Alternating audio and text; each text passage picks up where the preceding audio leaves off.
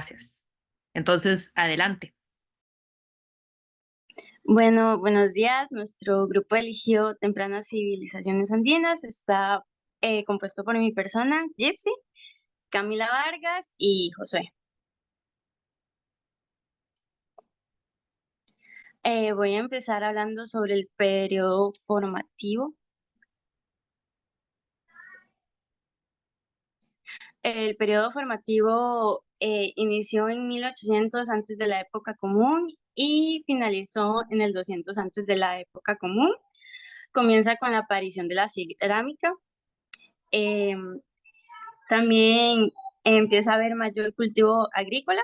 Recordemos que la mayoría de los asentamientos estaban cerca de la costa, entonces con los nuevos sistemas de canalizaciones y acueductos empezaron a meterse más como la cordillera, pero aún así se sigue la pesca y la caza, pero ya en esta época empiezan a tener como principal alimento el maíz.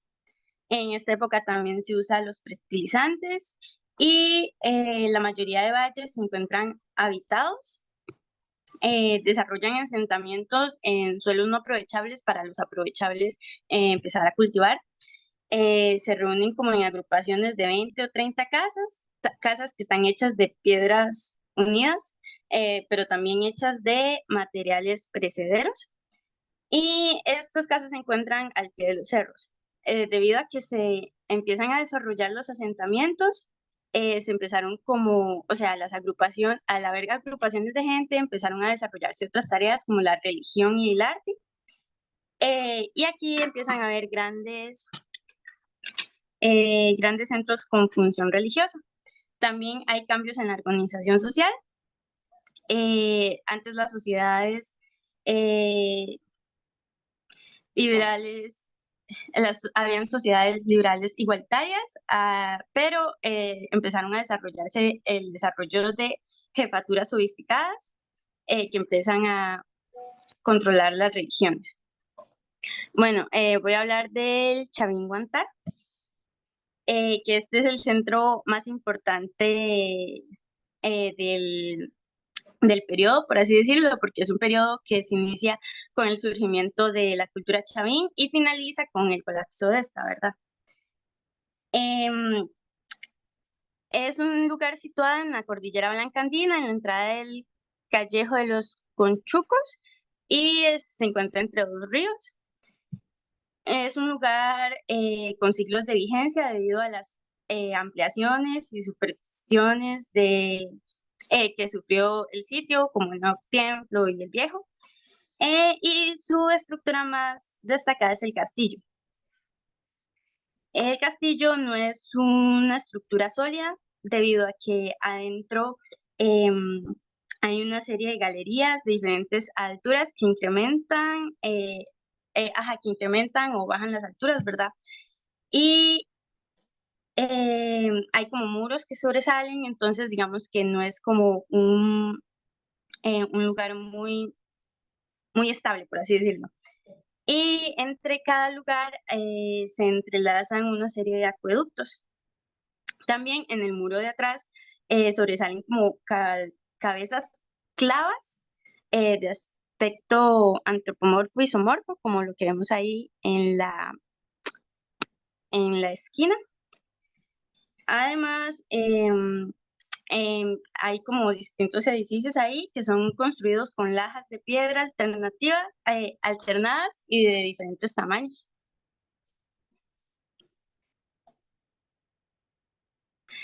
Chavín como estilo artístico, bueno, floreció en 1200 antes de la época común y termina en el 300 antes de la época común. Em, Se manifiesta en la piedra grabada, cornisas, dinteles, losas, obeliscos. Su tema dominante son personas con apariencia más o menos antropomorfa, relacionada como el felino, jaguar, aves como el águila y el halcón, o el halcón, y una serpiente. Además, desarrolla cerámicas elaboradas y tejidos con telas finas de algodón.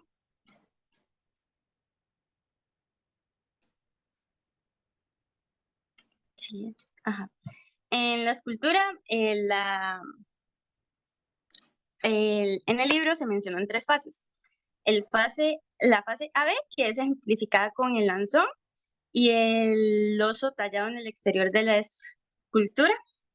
El lanzón es una escultura de bajo relieve, antropomorfo, y ahí representa la divinidad del dios sonriente.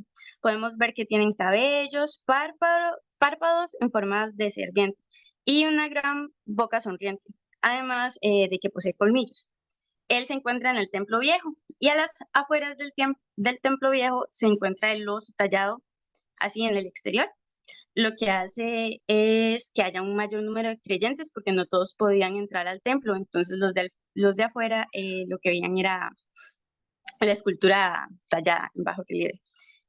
Después se habla sobre la fase C, que ese se ejemplifica con el obelisco Telo, que es un monolito rectangular cubierto de grabados y posee figuras antropomorfas, vegetales, aves, peces, felinos, serpientes, y todos esos motivos se entrelazan y cubren totalmente la superficie. Es un objeto de culto. Y por último se habla de la fase D, que se ejemplifica con la portada blanca y negra. La mitad es de granito blanco y la otra mitad de caliza negra, que hace que haya esa diferenciación, digamos, de color. Estos son seres naturales, sobrenaturales menores que protegen la entrada. Em, y digamos que no son dioses, pero sí son seres de divinidad. Lo que hace que se encuentre en esta fase D es que se encuentra en el nuevo templo. Entonces eso quiere decir que digamos, ese arte fue como eh, más se fue evolucionando, entonces se creó en el nuevo templo.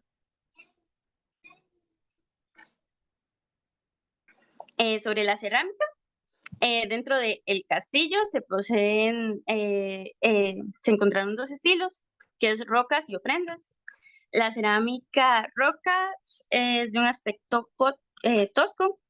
eh, Se caracteriza por cuencos color rojo con anchas incisiones, cuencos con lados rectos y de bordes bislados. También hay ollas sin bordes de cerámica negra y botellas con representaciones de algún animal o estampado a bajos relieves. En la cerámica ofrenda hay un aspecto más fino y delicado en el que se ven distintas variedades, pero una de las que destaca es la huachexa, que es una cerámica roja con líneas negras.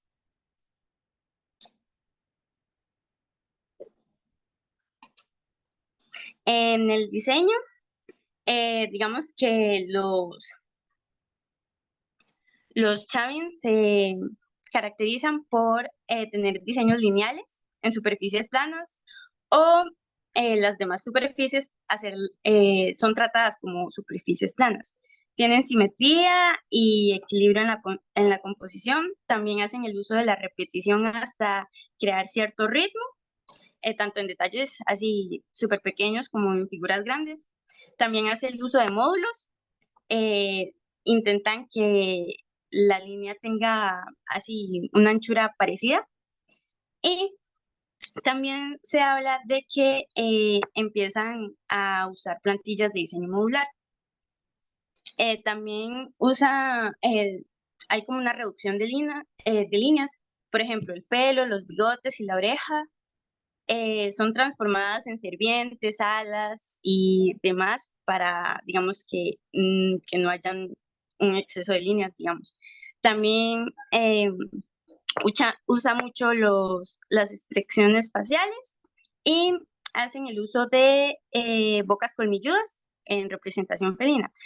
También no se sabe ciencia exacta, pero se habla de que usaban tela y carbón para transferir dibujos y que tuvieran esa precisión.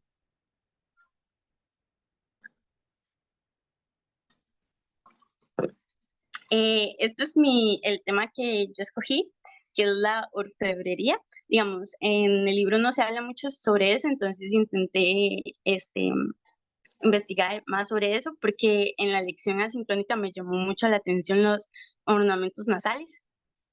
Entonces, bueno, se sabe que en la cultura chavín se crearon piezas como zarcillos, coronas, ornamentos nasales, ajá, pendientes, brazaletes y cucharillas de rapé. Lo que se especula es que los ornamentos nasales son pertenecientes a la élite, que solo la gente de alto rango los usaba. También usaban el oro y la plata o una combinación de esos dos materiales para hacerlos. Y se habla de que eran ornamentos protectores, porque protege digamos que los huecos de la cara, como la boca o la nariz, ellos pensaban que por ahí podían entrar los malos espíritus, entonces intentaban como tapar esos huecos con esos ornamentos. También se habla, hay otra teoría, ¿verdad?, de que a la gente de mayor rango lo usaba para tener una experiencia como más mágica, porque a la hora de hablar con la demás gente, digamos, con los de rango más bajo, lo que hacía el ornamento era taparle la boca, entonces no se podía ver cuando gesticulaban. Entonces ellos tenían como la impresión de que lo que estaban diciendo, el culto que hacían, era mucho más mágico ya que no veían al otro hablar.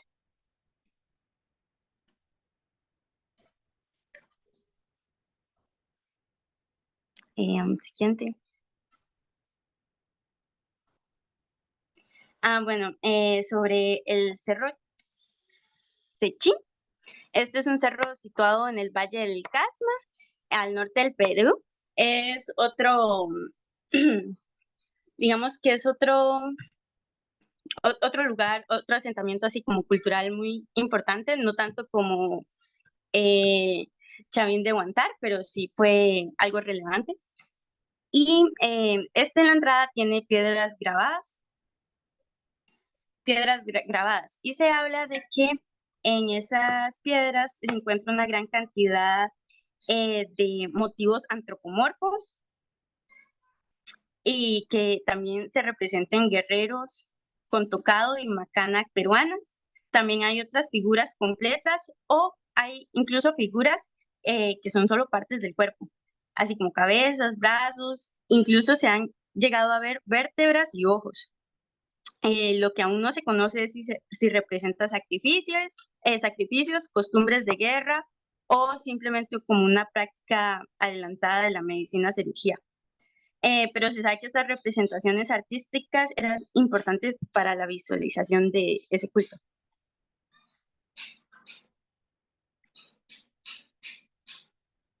Ahora hablaré sobre el periodo intermedio, temprano.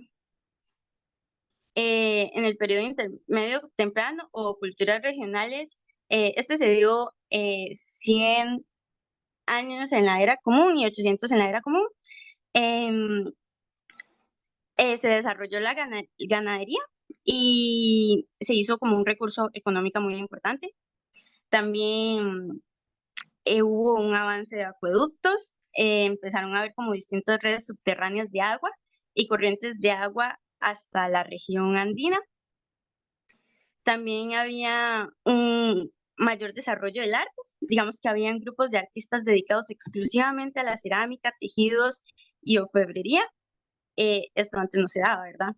Y digamos que a la hora de ver estos grupos ya hubo como un uso exclusivo para los distintos rangos, hubo más cantidad para los distintos rangos.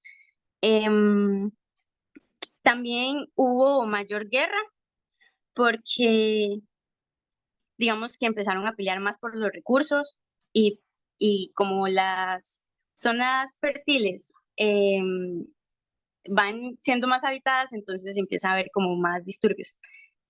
También se habla sobre el énfasis funerario. Se dice que los enterrados de carácter divino se enterraban con materiales muy preciosos y que las familias enterraban, digamos, cuando alguien se moría, lo enterraban a su familiar más cercano a algún culto o, o que tuviera como algo divino, porque así, además de que se ahorraban en la elaboración de piezas funerarias, se supone que ellos pensaban que así ellos, digamos, que el recién muerto, por así decirlo, a la hora de enterrarlo con el otro, iban a tener como una mejor muerte, una mejor paz, por así decirlo.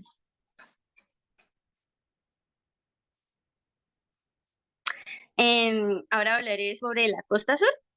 La costa sur de Perú, digamos que en temas de arte se ha dividido en Paracas y Nazca, aunque en realidad digamos que en tema de tiempo, Paracas estuvo en el formativo tardío y el Nazca en el intermedio temprano. Entonces, digamos que no estuvieron la misma línea del tiempo, pero en temas de artes lo dividen así porque son muy diferentes. En Paracas se habla de que hubieron muchas famosas tumbas, también se desarrollaron pequeñas viviendas subterráneas, también pirámides de carácter ceremonial y tuvo una influencia del chavín, que poco a poco eso ayudó a desarrollar un estilo propio del Paracas. Sobre el Nazca se habla de que alrededor de las aldeas tenían como muros de adobe, también se usaba mucho la quincha, también creaban como muchas casas y formaban poblados así de tamaños grandes de gente y tenían templos de carácter público con plazas y habitaciones.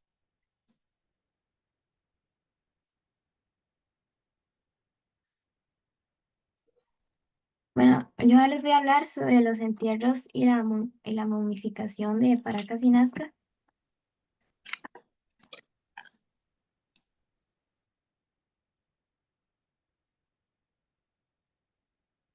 Bueno, de los entierros, bueno, en 1925, bueno, en la región de Ica, de la costa sur peruana, se habían descubierto la existencia de un cementerio con el mayor número de tumbas que, bueno, se encontraba en buen estado de conservación, conocido hasta el momento, y aquí se hallaron dos tipos de enterramientos, que estaban en las cavernas que forman parte de la fase 9 de Paracas, y bueno, estas tenían una especie de pozo o tubo por el cual se accedía a una cámara funeraria excavada en forma de caverna y aquí podían encontrarse hasta 30 o 40 fardos funerarios.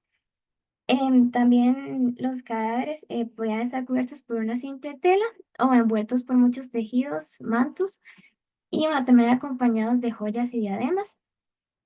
Y bueno, el otro enterramiento son las tumbas necrópolis que pertenecen a la fase 10 de Paracas y 1 y 2 de Nazca. Y bueno, aquí habían construcciones subterráneas de unos 25 metros cuadrados, revestidas de piedra y también con escaleras de acceso.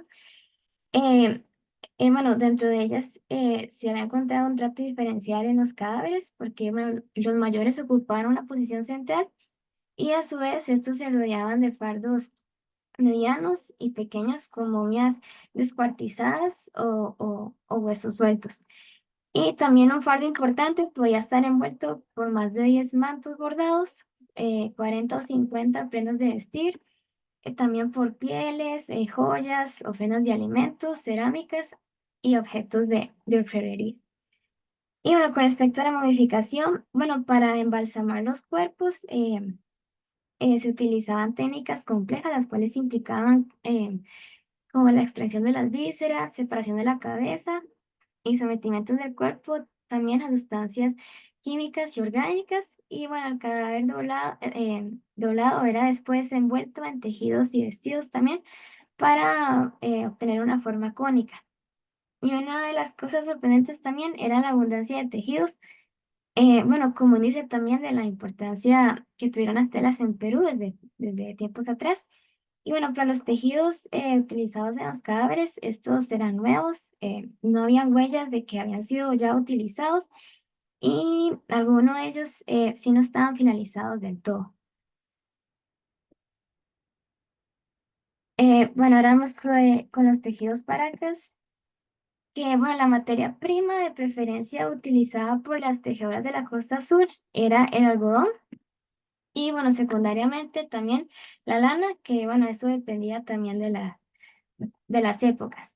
El algodón se despepitaba y la lana se lavaba para desengrasarla y se cardaba con grandes peines de madera. Bueno, el hilado y torsión de las fibras se realizaba manualmente con un palillo y un volante de uso o tortero. Y bueno, el algodón, este sí podía teñirse antes de hilarse.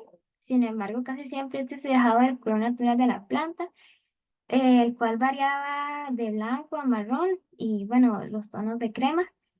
Y bueno, en el caso de la lana, esta se teñía después del hilado, habiéndose encontrado también hasta 190 matices de colores, combinando tintes, así como también con los tonos naturales de las fibras.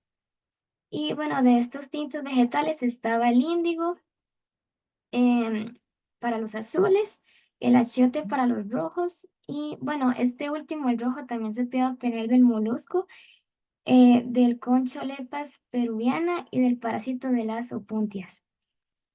Bueno, para la fabricación de las telas también se utilizaron técnicas como, bueno, está la técnica primitiva de usar un solo hilo entrelazado sobre sí mismo, así como trabajos en telares cuyas evidencias se establecen en Perú al 2000 antes de la era común. Y bueno, la variedad de técnicas decorativas era grande. Estos podían realizarse de manera simultánea con la confección del tejido, de manera que, bueno, los diseños eran más de carácter lineal y geométrico, o bien se podía también realizar sobre una tela ya elaborada, siendo ya esto un bordado de punto atrás, lo cual, bueno, también permitía como gran libertad de tratamiento y colores también. Y las telas también eran pintadas, ya sea directamente sobre ellas o también por medio de la técnica de tie-dye. Y bueno, los tejidos para las canasca, bueno, respondían a un estudio cuidadoso debido a sus patrones y uniformidad en todas las fases del trabajo, porque, bueno, esto hace pensar que para la elaboración de las telas existía un control general de la manufactura textil, con especialistas como hilanderos, tejedores, tintoreros, bordadores. Y bueno, es importante mencionar que en su mayor parte eran mujeres. Bueno, este es un ejemplo que, bueno, es el manto Paracas. Este es una pieza de textil polícroma confeccionada con fibra de camélido andino y algodón en tejido llano y bordado por paneles o pastillas. Bueno, la parte central y el borde presentan un diseño de serpientes bicéfalas geometrizadas y puestos alternadamente a manera de, como de un tablero. Bueno, se dice que este estuvo enterrado durante más de 2000 años a la par del cuerpo de un soberano paraqueño y hasta 1929 se volvió a ver. Y bueno, eso fue porque en esos años un arqueólogo llamado Julio Telo había descubierto la necrópolis de Paracas y bueno, todo el material recuperado por su equipo fue trasladado al Museo de Arqueología en Lima. Sin embargo, bueno, en 1931 había notificado que alguien estaba ofreciendo en venta este manto y ahí fue donde, bueno, ordenaron verificar otra vez todo lo que habían excavado y bueno, establecieron que la momia número 421 había sido saqueada, puesto que, bueno, faltaba un manto de los que habían estado. Entonces, bueno, al cabo de los días, el culpable se había entregado y había admitido que había entregado el manto a cambio de 2.200 libras peruanas. Y bueno, y luego de la recuperación de este, fue llevado al Museo Nacional de Arqueología, Antropología e Historia de Perú. Aunque, bueno, de hecho se volvió a extraviar otra vez en 1933, pero volvió a aparecer en el 2003. Y bueno, actualmente se encuentra en el Museo Nacional de Arqueología y Antropología de Historia del Perú.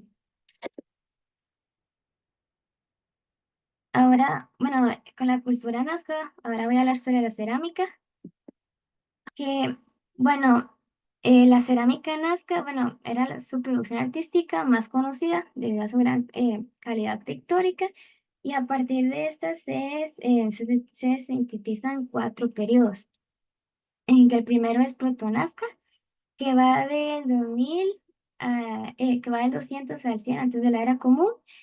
Y bueno, entre las características, bueno, se conservan mucho los elementos paracas como una clara innovación decorativa al aplicar también pintura post-cocción. Los colores más frecuentes también eran el rojo, el blanco, el negro, el naranja, el marrón y el gris.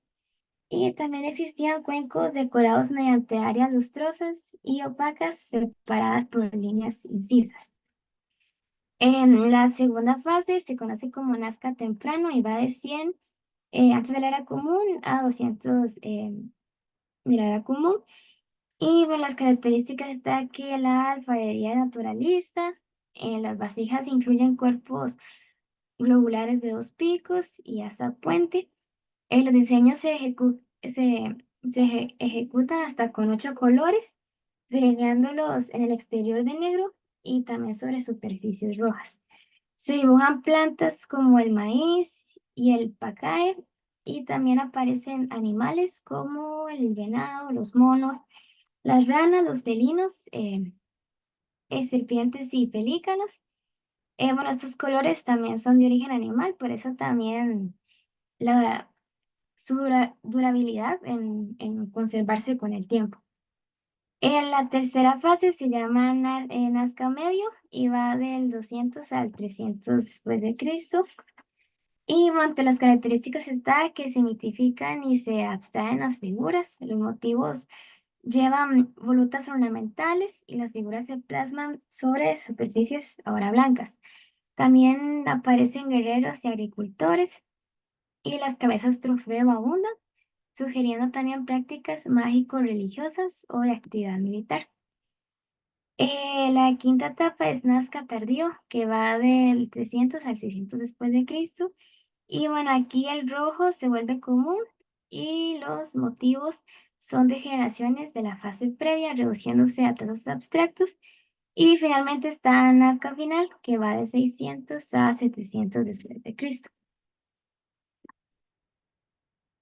Bueno, con base a la cerámica Nazca, bueno, para esta cerámica se utilizó una arcilla de grano fino con concha molida o arena con mucha mica como desgrasante.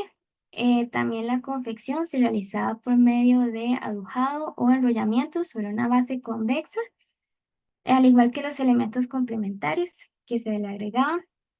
La pintura se aplicaba anteriormente a la cocción, siendo también muy característico lo que fue la calidad de los colores utilizados, que entre estos estaba el blanco, el negro, el rojo oscuro, el naranja, el amarillo, el gris, el marrón, violeta y el rosa. Bueno, también las formas de los vasos son tradicionales en Perú. Aquí hay platos, cuencos, vasos y jarras, las cuales tienen una clara diferencia también entre el cuello y el cuerpo. También botellas, recipientes cerrados con 2 picos unidos por una asa plana. Y también había formas mixtas en el que se mezclaban también diferentes formas modeladas, esculturas de carácter antropomorfo también, y también celamorfas y fitoformas, morfas, perdón. Bueno, aquí la decoración se desarrolla en 3 estilos básicos, que bueno, está el geométrico, el cual tenía motivos naturalistas, con plantas como el maíz, yuca, el payar, frijol, y también con motivos de animales como el zorro, roedores y camélidos. Las representaciones de seres humanos también nos permiten aproximarnos a elementos de cultura como la vestimenta, armamento y actividades como la caza y la guerra. Y también motivos fantásticos de transformación de figuras humanas, animales, o bueno, también la mezcla de ambos, también se han podido como asociar a una especie de deidad suprema. Y bueno, dichas representaciones también se colocan sin volumen o con falta de movimiento. No existe una intención narrativa como tal, aunque se pueden obtener de los dibujos, pues muchas clases de información también. No existe una perspectiva clara de las disposiciones corporales, las cuales pueden encontrarse distorsionadas o desproporcionadas también. Y para el periodo final Nazca, las figuras carecen de detalle y precisión, que en el principio de la fase fue habitual. Bueno, complementando la información de la compañera Camila, yo quise investigar más sobre la cerámica Nazca.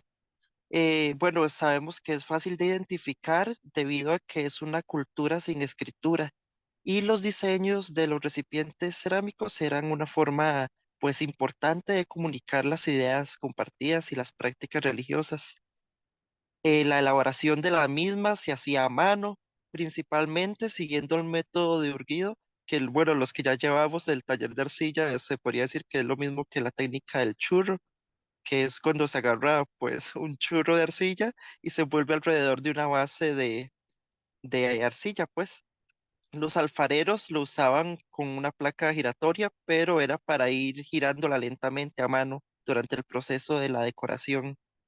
Los lados del recipiente, tanto por dentro como por fuera, se afinaban y se aislaban a mano con una piedra plana, según lo desearan.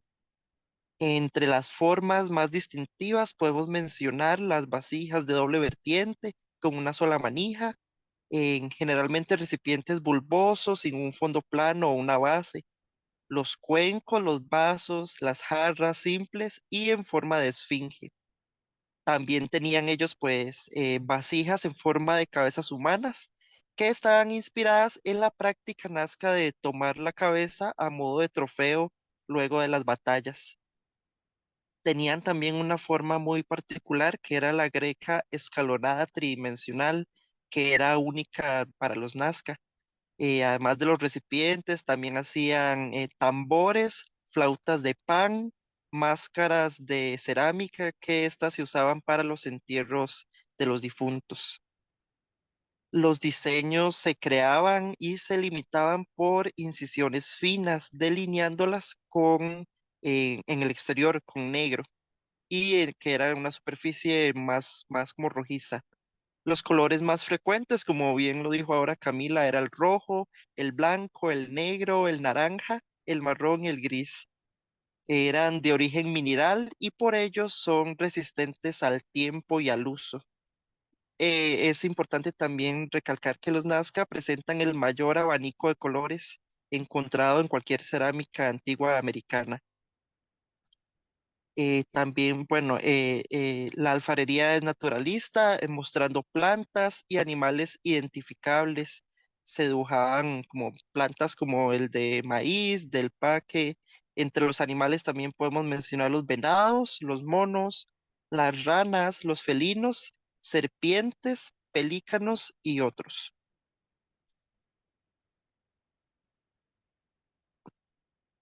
Puedes pasar la diapositiva.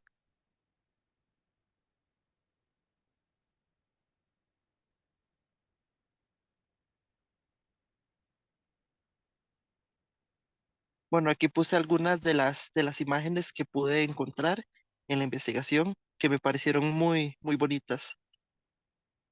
Vean, sí me llama mucho la atención la peculiaridad de las formas, que no es el típico vasito o la típica jarra que uno solía pensar.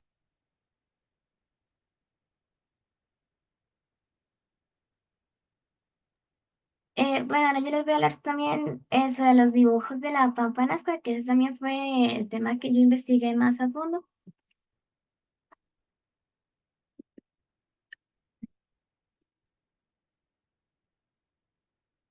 Bueno, bueno, estos dibujos, bueno, sobre un desierto de cascajo rojizo oscuro, aparecieron una serie de diseños de color blanco amarillento a una escala de gran tamaño. Y bueno, esto se trata de ligeros surcos en el suelo hechos retirando la capa de tierra superficial.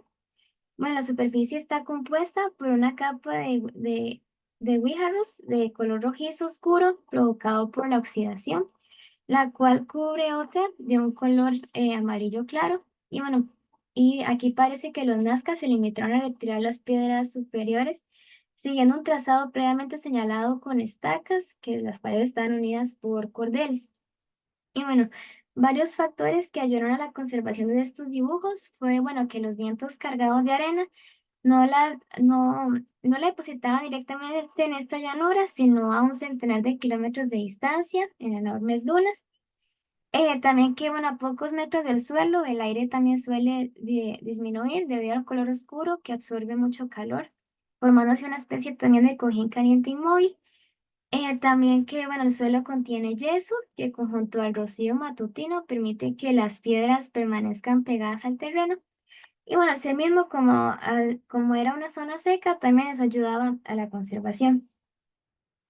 Bueno, según algunos investigadores, bueno, estos dibujos están relacionados con antiguas parcelaciones de carácter agrícola, representaciones de animales y plantas que tenían también alguna relación con el cultivo, como era la tarántula como símbolo de fecundidad, el buitre como precursor de la lluvia y el alga también que se utilizaba como abono. También representaciones relacionadas con el arte textil o también como pautas coreográficas para danzas y celebraciones multitudinarias. Bueno, también dichos dibujos de la Pampa se han relacionado con lo que es una especie de gigantesco zodiaco, como las constelaciones de Araña, Mono, el Pájaro, Fragata, y muchas de las líneas rectas parecen coincidir también con el declive del Sol en determinadas épocas del año. Bueno, arqueólogos y antropólogos, bueno, y también investigadores como Max Ulle, Paul Kossoff y María Ricci, bueno, han apuntado también a que estas enormes líneas podrían tratarse de un gigantesco calendario, también planteándose una de las primeras explicaciones de que estos dibujos tuvieron como propósito también apuntar al sol y a los cuerpos celestes en el lejano horizonte. Bueno, también las excavaciones han mostrado pequeñas cavidades en los geoglifos en las que se han hallado ofrendas también religiosas de productos agrícolas y animales. Y bueno, estos dibujos formaban también un paisaje ritual cuyo objetivo también pudo haber sido la invocación del agua.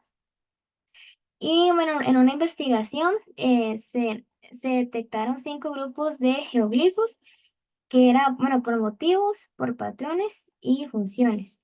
Y bueno, el principal de estos se caracterizaba por motivos serpenteantes y en zigzag, con fusiones también ceremoniales, líneas y trapecios que bueno, también convergen hacia los templos de Cahuachi. Bueno, ya más una reciente investigación también plantea que las líneas Nazca corresponden también a un complejo sistema de gestión de agua. Y bueno, aquí casi todos los dibujos fueron realizados sobre superficies llanas, solo hay pocos que se encuentran sobre laderas de colinas. Bueno, aquí podemos ver el dibujo, bueno, de la araña, el astronauta búho y el felino. Ahora les voy a hablar sobre la arquitectura nazca.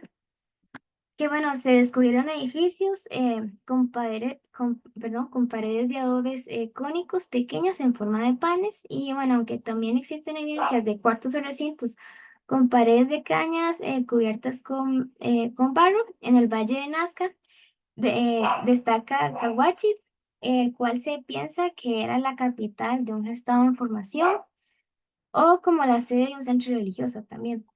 Dentro de las construcciones administrativas y ceremoniales destaca más importante que es el gran templo, que bueno, este corresponde a una pirámide de 20 metros de alto, levantada con adobes alargados en forma de cuñas alrededor y en la base se aprecian también cuartos y plazas con paredes de adobes y bueno, este estuvo también asociado a las líneas y geoglifos. En Acari existen sitios domésticos, siendo Tambo Viejo el más representativo. Y bueno, en la fase 3 de Nazca también decrecen los poblados y disminuye la importancia de Cahuachi y Tambo Viejo, siendo estos tal vez abandonados. Y ya para la fase 5 reaparecen otra vez los núcleos poblados en el valle de Ica. Los restos de viviendas se hallan en Pampa de Tingüiña, el cual mide 600 metros de largo. Y asimismo está el edificio ceremonial tardío del Oro en el río Tunga, tributario del río Nazca, y bueno, este es pequeño, de forma circular, con paredes de piedra y ripio pintadas de rojo, y en el interior se hallaron también restos de monolitos y animales posiblemente que hayan sido sacrificados. Bueno, ahí podemos ver cómo era Tambo Viejo y el Cahuachi. Y ahora les voy a hablar sobre el arte cerámico mochi, que bueno, esta cerámica se caracteriza por un aparente afán narrativo que se plasma a través de un estilo realista y sintético a la vez, reflejado tanto en escenas modeladas sobre vasijas como en vasos escultóricos o en huacos cubiertos de dibujos. Se plasman aspectos de la vida también cotidiana y prácticas rituales o militares. Y bueno, para comprender mejor la cerámica moche se puede hacer referencia al yacimiento arqueológico Vicus, situado al norte de Perú, el cual es un enorme cementerio con alrededor de 2000 tumbas en forma de botella. Y de dichos enterramientos también proceden centenares de piezas de cerámica de un estilo característico. Aparecen así también los huacos escultóricos con representaciones zoomorfas, combinando el hiperrealismo con una gran estilización al destacar los rasgos esenciales también de cada animal, en donde aquí también se destaca el felino. Y bueno, en el cementerio Vicus, una de las novedades que aporta también es la representación humana con un estilo antropomorfo, que se ha denominado también protomochica. Y bueno, también están los guerreros, aguadores, músicos, ancianos, con rasgos poco individualizados, pero también de gran fuerza de expresividad. Y asimismo aparecen representaciones de la muerte en forma de fardos funerarios o de calaveras, que bueno, estas también se desarrollarían en la época Moche. Y bueno, aquí hay un ejemplo del botella de asa de estribo con representación de guerrero arrodillado. Que bueno, estas representaciones de guerreros también sugieren que dichas escenas en particular retrataban como batallas idealizadas de verdaderos enfrentamientos, o que hayan sido estos rituales o guerra endémica. Y bueno, también es probable que hayan querido como realzar detalles y características que marcaban diferencias entre los grupos guerreros, tanto también por sus armas, vestimentas, como por los peinados, los arreglos faciales y los accesorios. Casi siempre suelen vestirlos con camisetas sencillas, cubiertas por esclavinas decoradas con flecos, además del taparrabo o el jean. Y también están los discos redondos colgantes que adornan las orejas, el peinado como mechón frontal, los bigotes y la barba, y además de la pintura facial con diseños circulares y lineales formando patrones, como se puede ver en esto.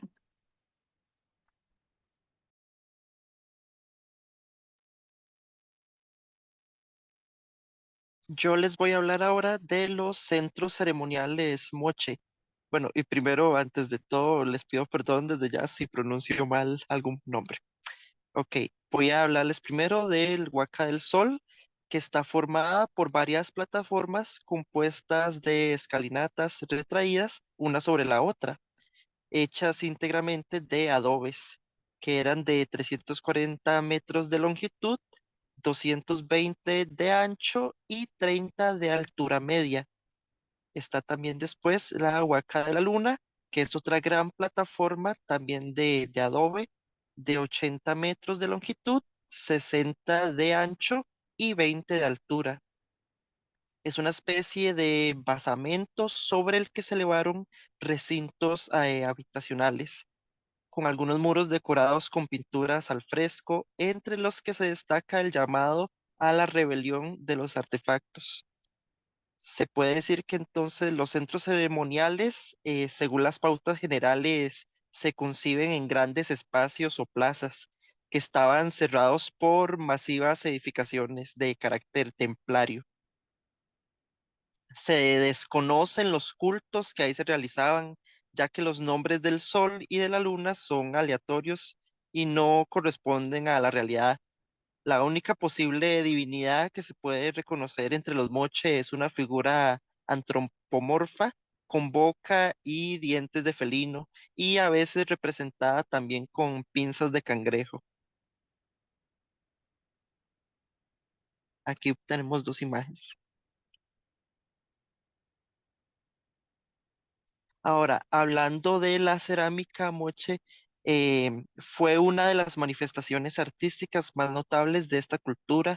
Se ha clasificado en 5 fases que reflejan una normativa evolución cronológica y cultural. Entre las formas básicas, bueno, son muy poquitas. La botella globular, que se puede adoptar una forma escultórica, platos de borde abierto y algunas de cuencos con forma de copa.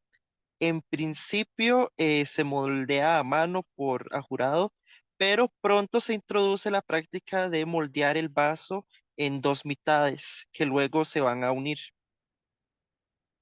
Es una cerámica realizada por especialistas, ya que la práctica del moldeado puede desembarcar en una producción en serie, pero los retoques posteriores individualizan cada ejemplar, haciendo pues una gala más grande de la expresividad y el realismo hasta el punto de que sea factible hablar de que fueron hechas por maestros escultores. Dos grandes tendencias en la cerámica moche es la que se puede conocer como pictórica o dibujística, que es la que se utilizaba generalmente en un tono pardo rojizo para trazar los dibujos sobre una forma de color más como color crema. Los diseños se trazaban de modo resuelto, de modo firme y seguro. Hay un estilo más bien como lineal que se limitaba a trazos con contornos y a siluetas. Las figuras que se pintaban eran de perfil, con los ojos y el torno de frente, generalmente compuestas por escenas de muy diversos caracteres. Y la otra tendencia es la escultórica, que son menos expresivas, ya que todo el cuerpo del vaso se convierte en una representación figurada, o porque se colocan una serie de figurillas encima del mismo. Tenía movimiento, tenía dinamismo en un sentido más narrativo que se hacen pasiones y una vez más, aunque es también frecuente la combinación de los dos estilos en una sola vasija, por así decirlo.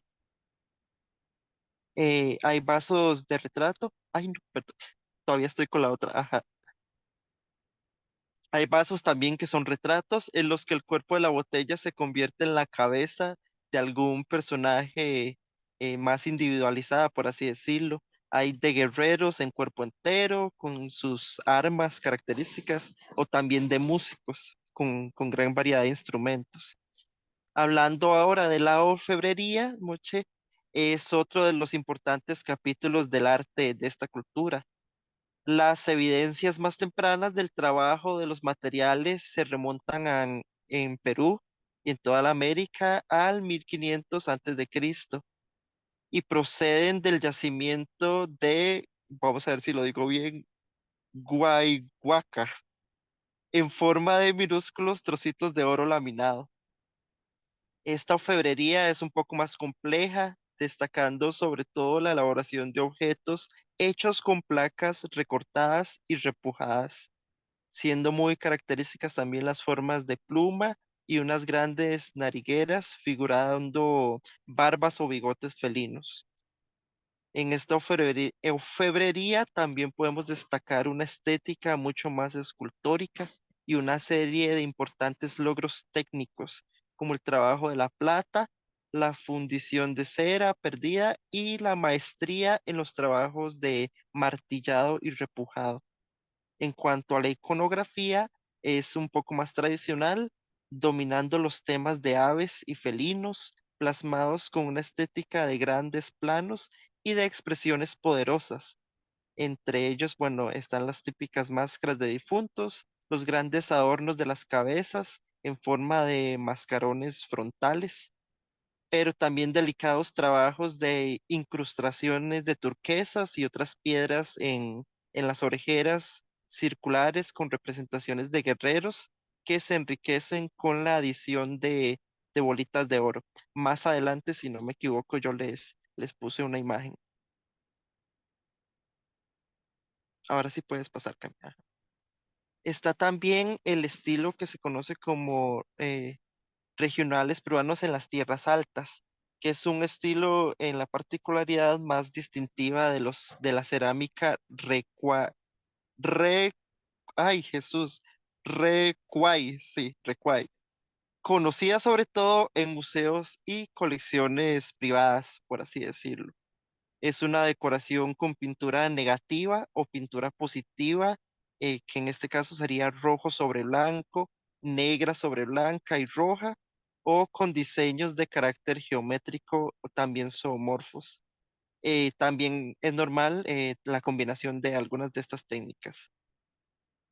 Hay una fuerte énfasis en las formas de modelado o cerámica escultórica, pero muy lejanas en plasticidad y expresividad al estilo moche.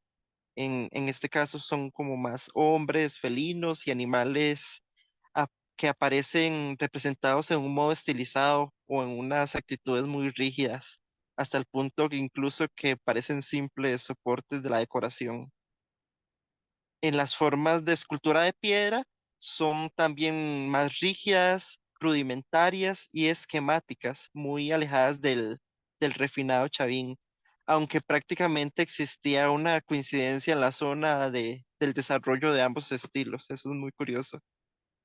El estilo también, hay un estilo denominado Aija, que era más de representaciones guerreros y de mujeres en torno a un método de altura. Su forma general era más o menos prismática, con una cabeza desproporcionalmente grande. Las posturas solían ser sentadas, con las piernas cruzadas, los pies replegados, por lo que se ha surgido que representan momias o objetos de culto originalmente que se colocaban ahí al aire libre.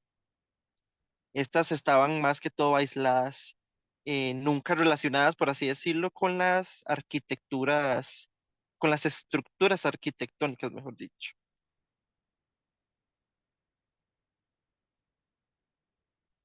Y estaba, bueno, hablando más de Tiwanaco. Era, pues, el comercio fue el factor más significativo del desarrollo del centro urbano, girando en épocas tempranas en torno a la obsidiana, la sodalita y el mineral de cobre. En esta fase, bueno, aparece el cobre por primera vez en el continente americano, en lo que el autor llama la fase 3. Este comercio llegó a adquirir una enorme importancia ya que aparecieron centros especializados que intercambiaban sus productos, que se le conoce como la urbe y el centro ceremonial, que también revelan, por un lado, la presencia de especialistas que eran altamente cualificados para directores de obras, canteros, escultores, orfebres y ceramistas, y por otro lado también revela un poder centralizador era capaz de movilizar los recursos suficientes para mantener a estos especialistas y mover de una mano de obra para el traslado y ubicar pues estos enormes bloques de arquitectura y de escultura. Esta mano de obra aparentemente es de carácter campesino, ya que no hay indicios de un régimen de tipo esclavista. En cuanto a centros ceremoniales de este lado, pues hay unos de 1000 metros que está al oeste, con 500 de norte a sur. Encierra una serie de estructuras destacables dentro de un punto de vista aristoarquitectónico, por así decirlo. Destaca el acampana, que es una estructura piramidal orientada al oeste. Al norte está el templete semiterrario, una plaza rehundida de 2 metros por debajo del nivel del suelo. Al oeste del templete y construida probablemente en los siglos 4 y 5 después de Cristo, se encuentra el gran recinto del Calasasaya, creo que se pronuncia así. Está también lo que se conoce como el monolito Ponce, denominado así en honor a su descubridor, que es una figura que es, bueno, un buen ejemplo de los grupos escultoristas más característicos, y con una fuerte tendencia geométrica, representando figuras de pie con las manos sobre el pecho, una enorme cabeza cuadrada con ojos rectangulares y un tratamiento general, presentada también por una elaborada decoración finamente grabada tanto en el tocado como el cinturón e incluso sobre el cuerpo y el rostro. En el ángulo noreste del centro ceremonial se encuentra el máximo representante de los otros dos grupos de escultores, que es la famosa Puerta del Sol, considerada y destacada por sus elementos decorativos dentro del capítulo de la escultura. Esta Puerta del Sol está tallada en un monolito de andesita y mide 3,8 metros de ancho y 2,8 metros de altura, que tiene 70 centímetros de grosor.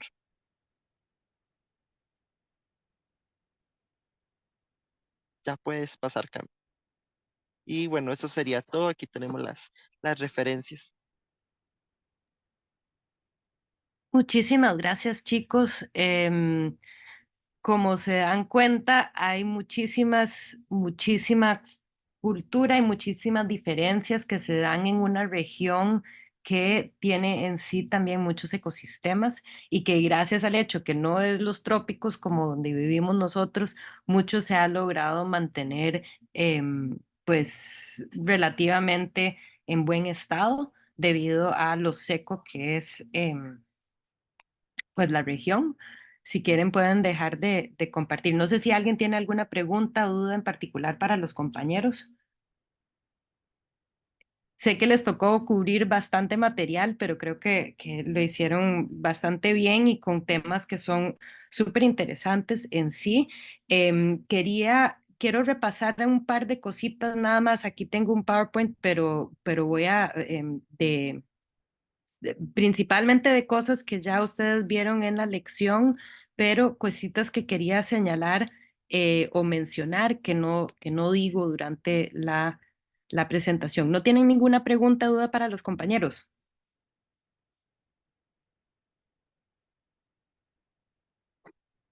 Ok, listo. Em, a ver, entonces, entre algunas cosas que quería comentar, perdón, no les estoy compartiendo, sobre estas tempranas culturas, es un juego a la hora de visualizar los conceptos y las ideas, ¿verdad? Entonces, este era una jarra que les había enseñado, un frasco que les enseñé que cambia dependiendo de cómo uno lo tiene o cómo uno dispone de, pero ese juego lo vemos en muchos de las tempranas obras de Chavín y por ende como Chavín considerado una cultura matriz, se va a ver eso repetido. ¿Verdad? En muchas otras culturas en donde hay como este cierto tipo de juego un juego visual en lo que se representa. Creo que también es muy importante señalar algún aspecto dentro de Chavín, pero que también creo que está presente en varias otras culturas, que si ustedes notan a dónde queda Chavín, y perdón que el mapa está tan pequeño, pero queda, em, queda justo en la región como del altiplano, ¿verdad? Que entonces no es ni la costa, pero tampoco Amazonas, y que hay que tener eso muy claro de que los peruanos, o sea, la región andina, antes de que fuera Perú, en la región andina tenemos por un lado una selva súper densa, por otro lado una costa muy desierta, o sea, de desierto, no desierta de gente, sino que de seco y árido, y cómo va a haber esta región delgadita intermedio en donde pues es el altiplano, no es ni trópicos, no es ni desierto, pero lo interesante es ver cómo en las culturas vamos a ver elementos que representan eh, animales de la selva, así como elementos acuáticos de la costa, ¿verdad? Y entonces tener presente eso en esta región, tener como claro el hecho de que tienen estos diferentes ecosistemas que vienen a formar parte de lo que ellos comprenden de la vida. Em, Voy a saltarme aquí. Algo que les quería comentar o señalar, porque esto sí cambia, que lo vemos muy presente en el Chavín, son los ojitos estos que están mirando hacia arriba. y me encantan. Me parecen como muy lúdicos. No creo que esa haya sido la intención, sino que definitivamente, pues, ¿qué nos hace pensar ver ojos con pupilas mirando, como pupilas en la parte superior del ojo? ¿Qué nos hace pensar?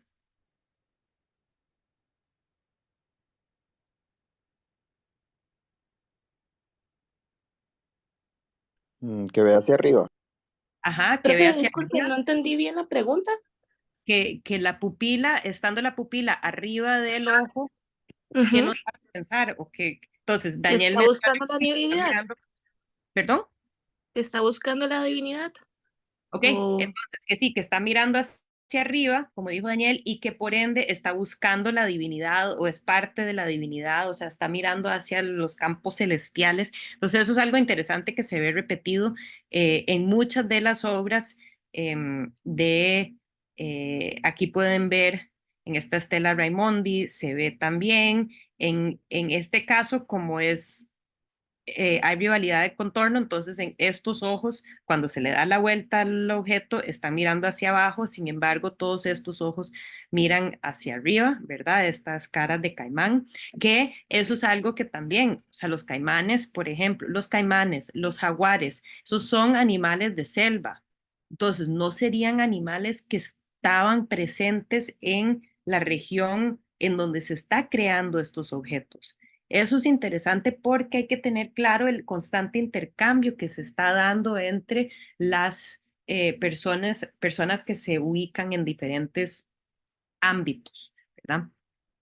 Y bueno, este elemento religioso de mirar hacia arriba, este es este elemento del adorno de nariz que me alegró mucho en la presentación, la investigación de Gypsy, aprender más sobre, pues esta es una muy pequeña relativamente comparada con otras que veremos, pero la importancia de esos adornos de nariz, yo siempre veo estos adornos de nariz y pienso yo, va, qué incómodo andarse un chunche puesto.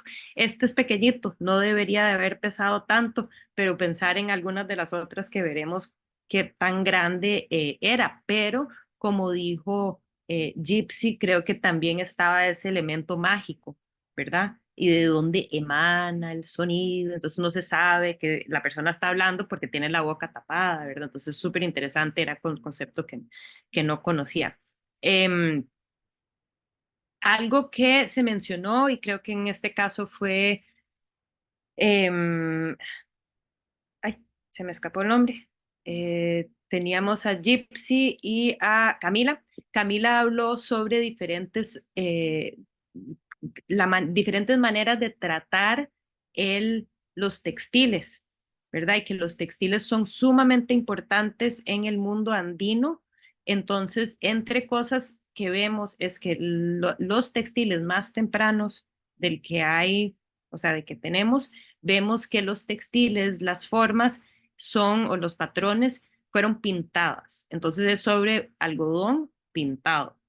Eso a cómo va desenvolviéndose las diferentes culturas en la región andina, vamos viendo cómo se va sofisticando cada vez más. Entonces, en esta obra temprana del cuarto siglo, antes de la era común, todavía no vemos el tejido, o sea, todavía no vemos las formas o el patrón tejido, sino que ni bordado, sino que es pintado. Mientras que cuando ya llegamos a las telas de Paracas, los textiles de Paracas, ya sí estamos viendo las fibras de camélido con los elementos bordados. Entonces pueden ver aquí más de cerca estos elementos bordados. Ya no es pintado, ya no hay necesidad de pintar, sino que parte del proceso es precisamente el bordado en el textil mismo.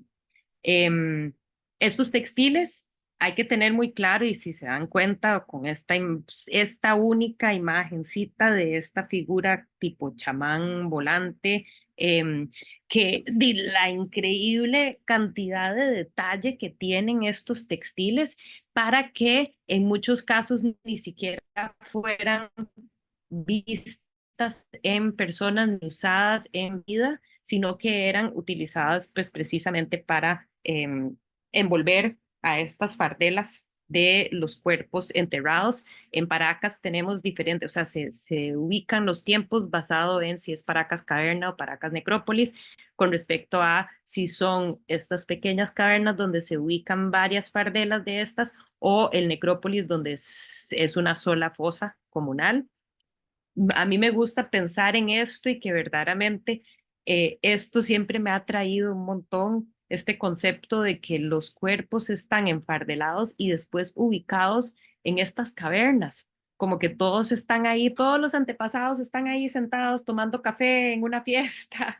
Claro, esto es como la imagen que yo me creo, pero es importante tener presente que pues llevan estas diferentes ofrendas, ¿verdad? Entonces es como pensar, entre esas ofrendas son elementos, objetos de lujo, pero también comida. Y entonces yo me imagino esto como una fiesta entre, o que ellos se lo imaginaban como una fiesta entre los muertos o de un tipo de Creo que, encuentro. ¿verdad que esa momia, o sea, es que no sé cómo decirlo sin que suene como asqueroso, pero esa momia todavía se ve como carnudita, ¿verdad? O sea, el nivel de Ay, sí, conservación yo no fue sé. Sí, es que también es súper, súper seco.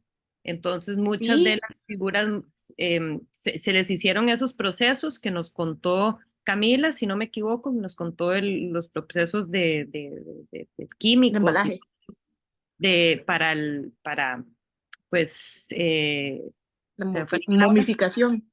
la momificación, pero hay otra palabra. Camila, ¿cuál era la palabra que usamos? ¿Que usaste? Eh, no. No está ahí. Bueno, pero Bueno, sí, ah, de su, se me olvidó Creo la que ya palabra, no, de sumificar. de la ay, Dios mío, no, Ah, eh, hum- algo con humano, pero es precisamente pues este aspecto de pues la momificación, ¿verdad? Entonces, para nada me estoy complicando. Em, pero sí se ven como carnuditas. Qué loco que, ¿verdad? Que por el tipo de clima tal vez han pasado tanto tiempo, ¿verdad? De que algo orgánico pueda aún así subsistir desde hace miles de años, ¿verdad? Y que se mantengan esas Totalmente. condiciones.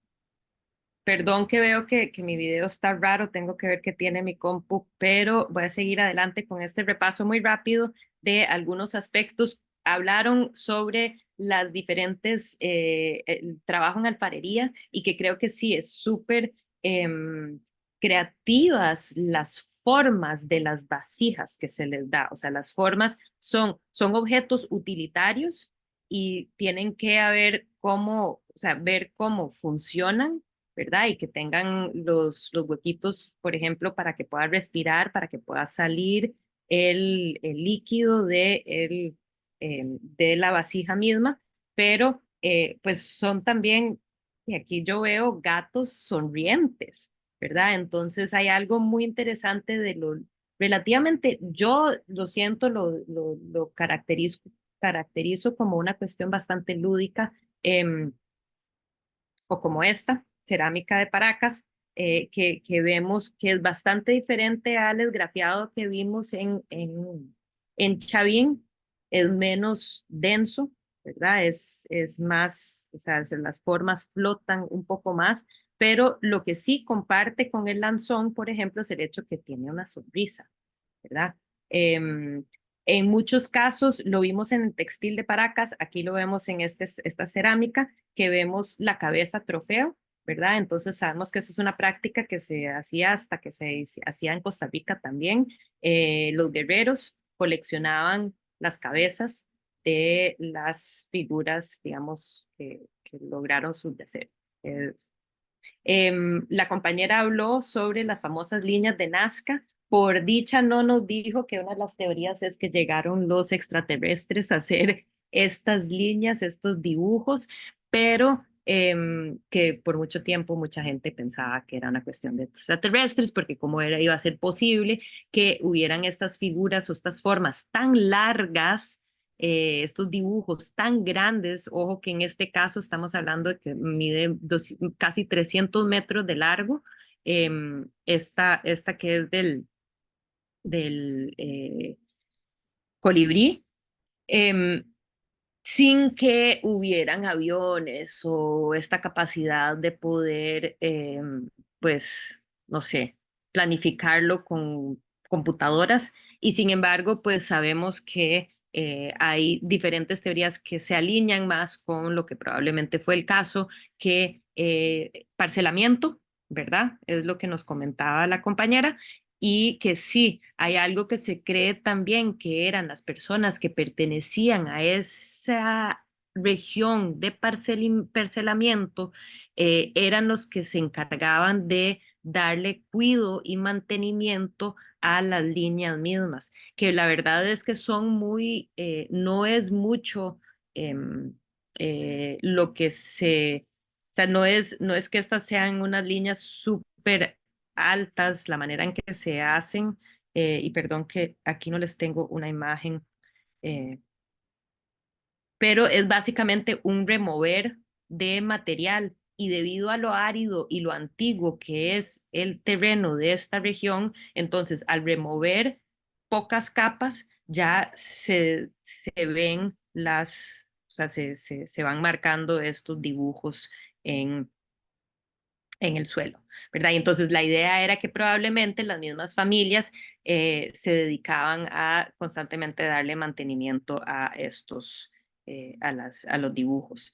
Esta es el espiral que se utiliza hoy en día en el logo del país, Perú. Entonces, por los que conocen que tiene la P de Perú con un espiral, proviene precisamente de la cola de este monito. Y bueno, los jeroglíficos de Nazca, estas líneas de Nazca, contienen tanto figuras de animales, así como pues líneas sencillas, diseños sencillos, y que se cree que definitivamente han intentado hacer esta relación entre la ubicación de estas líneas y sitios donde hay fuentes de agua. Acordémonos lo importante que es el agua en un sitio súper árido, súper seco, ¿verdad? Entonces, que eso pudo haber sido uno de los elementos. Y también sigue habiendo este concepto de que era cierto tipo de zodiaco y que se alinean con algún tipo de calendario agrícola, ¿verdad? Entonces, entre las diferentes teorías está estos caminos ceremoniales o seques, perdón que no lo mencioné anteriormente, pero también, o sea, que uno iba como que seguía caminando por estas figuras, estas líneas, el zodiaco, los marcadores de manto acuífero, calendario agrícola y también como van a ver siempre las personas que creen que tiene que ver algo con extraterrestres, tal vez. Y lo interesante es que aparecen en una región de 320 kilómetros cuadrados. Dentro de toda esta región también se han encontrado estos puquillos. Les comenté, o sea, esto lo vieron en la lección, pero me parecen mil chiva porque también hasta la fecha hay agua en estos pozos. Entonces, pues creo que es algo que es sumamente interesante contemplar la capacidad de de ingeniería de las diferentes culturas y civilizaciones anteriores, especialmente ya que nosotros vivimos en una época en donde todo es de tan corta vida. Por ejemplo, independiente cuánto gasta uno en los regalos de cumpleaños o de Navidad para los chiquitos, hoy en día ya a las 3 semanas de que usen algo ya dejó de funcionar bien. Y entonces creo que es, pues para mí muy inspirador ver ejemplos de pues invenciones que siguen hasta la fecha funcionando. Em, Aquí podemos ver un poco más esto lúdico, estas que llamó tanto la atención al compañero, ¿verdad? Que nos habló sobre, sobre estas vasijas de Nazca. Muchísimas gracias por enseñarnos varios ejemplos y sí, son como muy alegres, ¿verdad? Sigo adelante, nada más señalar el ejemplo que ustedes ya vieron, pero aquí es donde ya podemos ver de que con Nazca, con los tejidos Nazca, ya estamos con algunos en donde las formas, los patrones ya no es solo bordado, sino que ya tenemos dentro del tejido mismo los patrones que aparecen. Entonces eso creo que es importante tener claro cómo eso se va desarrollando y cómo ellos también utilizan tanto lo de camélido como lo del algodón y lo integran ambos al material. Ustedes hablaron sobre moche, les quería enseñar solo unos cuantos que son como muy bonitos. Es uno de las cerámicas más naturalistas de la región. Entonces vemos cómo hay retratos, botellas, hay muchos de estas botellas retrato, con diferentes caras, con diferentes atributos faciales y características. Y eso, pues no sabemos exactamente cuál era la intención de estas caras y pues creo que es importante señalar y aquí, perdón que voy saltando, ay, ¿qué pasó? Es importante señalar el hecho de que pues no tenemos ningún registro escrito de estas culturas andinas, ¿verdad? Lo único que se desarrolló era un sistema de lo que asumimos fue contabilidad, pero que tal vez tuvo algún otro componente narrativo, que son estos nuditos en cuerdas y que a partir de eso pues se mantenían estos quipus, se mantenía ciertos registros, pero no es algo que no se ha logrado descifrar en los pocos que existen hasta la fecha y eso es lo que nos hace aún más difícil poder comprender mucho de lo que eran estas culturas y civilizaciones andinas. Espero que mi internet funcione un poquito mejor para nada más ir cerrando la clase de hoy. Los compañeros entonces del grupo de Incas nos mandarán sus videos. Por favor, le hacen la coevaluación a la hora de que les llegue el video. Ya están habilitados los enlaces para coevaluar a los compañeros. Y también como originalmente no iba a haber chance para durante la clase ver lo del Incas, entonces la lección sobre Incas, el contenido sobre Incas está en una lección asincrónica. ¿Ok? Entonces tienen una lección asincrónica que tienen que completar este fin de semana. Ya está habilitado, no es tan larga, hay un par de videos, creo que es entretenido, traté de que fuera bonito, entretenido, entonces ya está habilitada la lección, ya están habilitados los enlaces para que puedan coevaluar. Y de último, nada más les quería comentar que ahí busqué entre varios videos y encontré uno que me gustaba sobre Chichén Itzá, porque les quedé pues debiendo eso. Entonces, en mediación bajo la semana de mayas, pueden ver un videito que les he compartido sobre el sitio Chichén Itzá. Entonces, con eso estamos. Muchísimas gracias. Feliz fin de semana. Y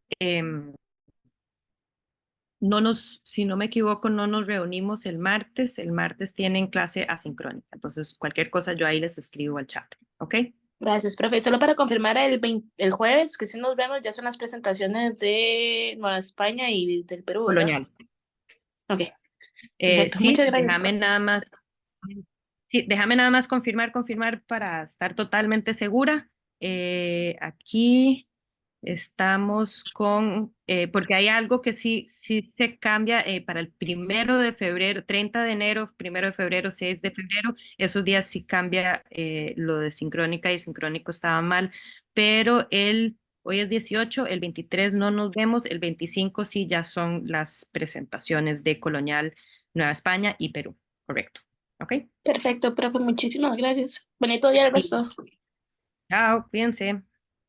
Gracias, hasta luego, profe. Gracias, Gracias, profe. profe. Buen Hasta día. luego. Hasta luego, profe.